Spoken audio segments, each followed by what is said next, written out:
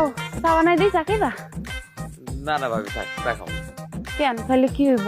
না কিছু হইব না, ওই রাইট করে আপনার কষ্ট হয়ে যাইব তো তাই কইতাছিলাম আর কি। আমারও তো তোমার মতো সব কাজে কষ্ট হয় না।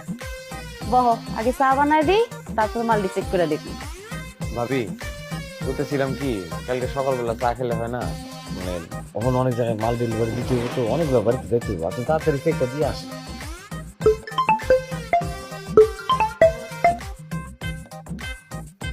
কে কল দিছে? শাপলা?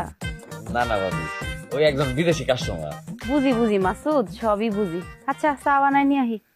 রং চা খাইবা না দুধ চা? আপনার যেটা পছন্দ ভাবি। চা কে খাইবো? কেন আমি? তাইলে রং না দুধ কে ঠিক করবো? রং, ঠিক আছে রং চা দেন ভাবি।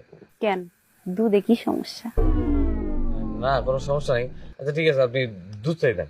থাক, জোর করে আর দুধ খাইতে হইব না, রঙই দিতেছি।